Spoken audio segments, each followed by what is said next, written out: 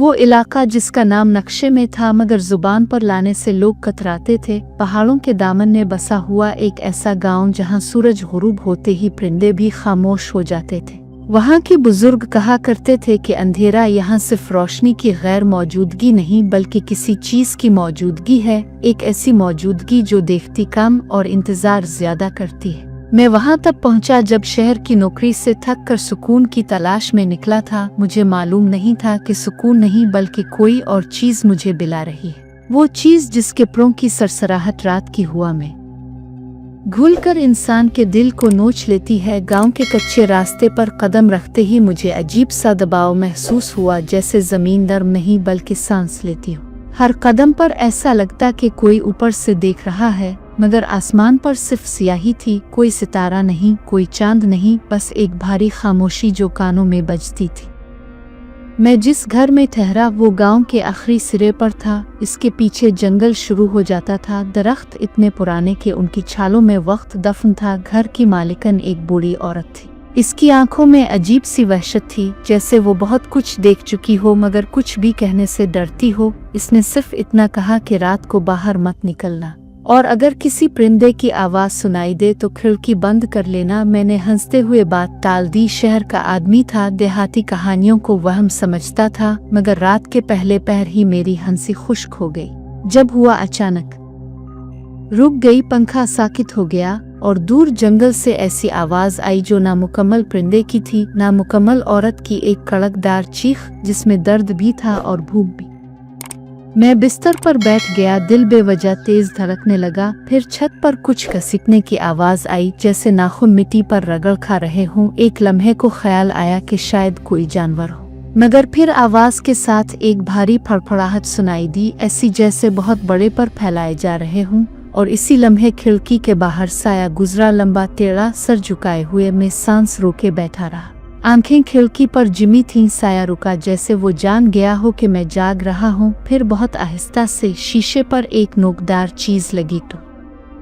टुक टुक। हर आवाज के साथ मेरा दिल सीने से बाहर आने को था। अगली सुबह मैंने गांव वालों से पूछा। पहले तो सब ने नजरें चुरा ली, फिर एक चरवाहे ने कांपती आवाज में बताया कि बरसों पहले एक औरत जंगल में मारी गई थी। इसकी लाश दरख्तों में लटकी मिली थी। कहते हैं इसके बाद से वो चील की सूरत में वापस आती है, मगर मुकम्मल चील नहीं। इसके चेहरे पर इंसानी आंखें हैं और बाल ऐसे बिखरे के जैसे हुआ भी उनसे डरती हो। वो बच्चों को उठा ले जाती है, अकेले मुसाफिरों को बहका कर जंगल में ले जाती है, और जो इसे देख ले वो चंद रातों से ज्यादा नहीं जी पाता। मैंने हंसने की कोशिश की, मगर मेरे गिले से आवाज नहीं निकली, क्योंकि मुझे याद था वो साया, वो आवाज, वो नोकदार दस्तक।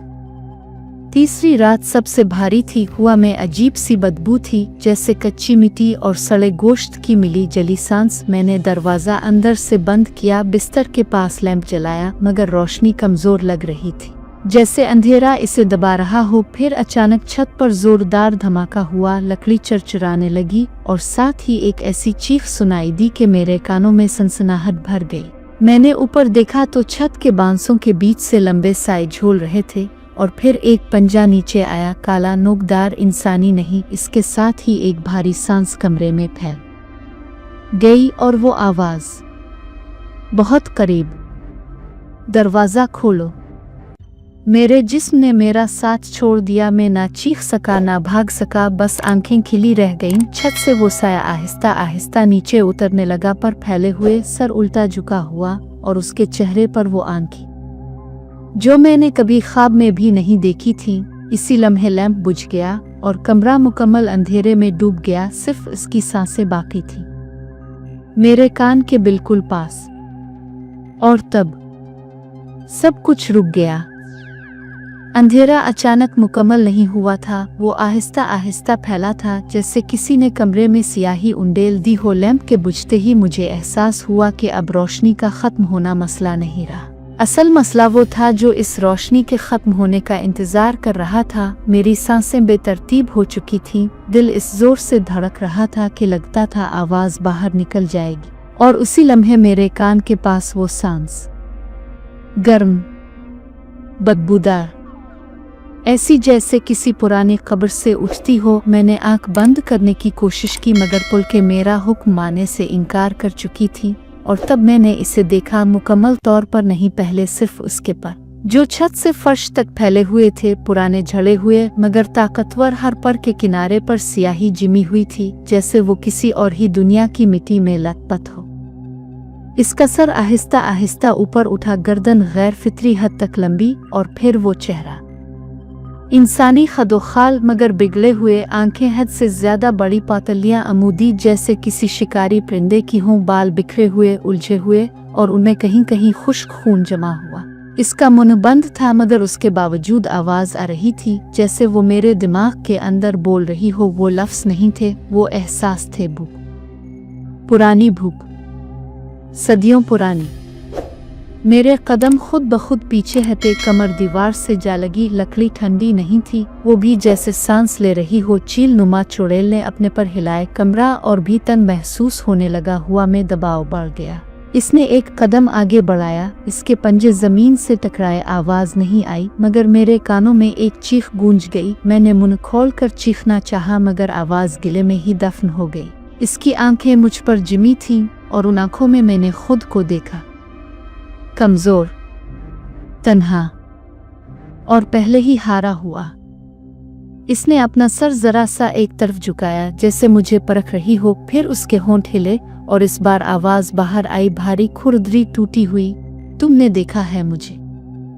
ये सवाल नहीं था, फैसला था। मैंने नफी में सर हिलाया, हालांकि झूठ बोलने का कोई फायदा नहीं था। इसने हंसी, ऐसी हंसी जिसमें खुशी नहीं थी, सिर्फ इत्मीनान था। इसने बताया कि वो गांव की नहीं, इस जंगल की है, और ये जंगल इसका जिस्म है, दरख्त इसके बाल हैं, जमीन इसकी जल्द, और जो यहाँ आता है वो इसके अंदर आ जाता है। इसने कहा कि वो कभी औरत थी मगर औरत होने से पहले भी वो कुछ थी। इसने अपनी कहानी सुनानी शुरू की, एक ऐसी कहानी जिसमें वक्त की लकीर टूट जाती है। वो सदियों पहले यहाँ पहुंची जाती थी। लोग इसे मुहाफिज समझते थे, कुर्बानियां देते थे, मगर जब नई इबादतें आईं, नए खौफ पैदा हुए तो इसे भला दिया गया, और जो चीज़ भला दी जाए वो ख़त्म नहीं होती, वो बदल जाती है। इसने पर फैलाए और मुझे एहसास हुआ कि वो सिर्फ एक वजूद नहीं, वो एक साया है जो नस्लों से भूख जमा करता आ रहा है। कमरे की दीवारों पर साए हरकत करने लगे, जैसे और भी कुछ सुन रहा हो, जैसे वो अकेली ना हो। इसने अपना पंजा आगे बढ़ाया और उसकी नोक मेरे सीने से बस एक उंगली के फासले पर रुक गई। वहाँ सर्दी नहीं थी, वहाँ जलती हुई तपिश थी। मेरे दिल की धड़कन बेकाबू हो गई। इसने आंखें बंद की और गहरी सांस ली, जैसे वो मेरे खौफ को सूंघ रही हो। फिर इसने कहा कि वो मुझे मारने नहीं आई, अभी नहीं, क्योंकि हर खौफ एक साथ खाया नहीं जाता, इसे आहिस्ता आहिस्ता चखा जाता है। इसी लम्हे बाहर जंगल में शोर उठा, परिंदों की चीखें, दरख्तों की कराही, जैसे सब कुछ जाग गया हो। इसने पीछे मुड़कर देखा और मैंने मौका गनीमत जाना, दरवाजे की तरफ लपका, मगर दरवाजा वहाँ नहीं था। इसकी जगह सिर्फ लकड़ी की एक दीवार थी, जैसे कमरा ही बदल गया हो। इसने पीछे से सरगोशी की, ये घर नहीं है, ये तुम्हारा इम्तिहान है। अचानक सब कुछ लरजने लगा, फर्श दरारों से भर गया, दीवारों से मिट्टी झड़ने लगी और उसके पर पूरे कमरे को भरने लगे। मैं जमीन पर गिर गया, कानों में सिर्फ एक आवाज थी, इसकी आवाज, जो बार बार मेरा नाम ले रही थी, जैसे वो इसे याद कर रही हो, जैसे मैं इसके लिए नया ना हूँ। और तब मुझे एहसास हुआ, ये पहला इंसान नहीं था जिसे इसने यहाँ लाया था, और मैं आखिरी भी नहीं होऊंगा। जैसे ही मेरी आंखों के सामने अंधेरा छाने लगा, इसने आखिरी बात कही, बहुत आहिस्ता, बहुत करीब, जो मुझे देख लेता है वो कभी वापस पूरा नहीं जाता। और फिर खामोशी, मगर ये खामोशी इख्तिताम नहीं थी, ये तो आगाज था।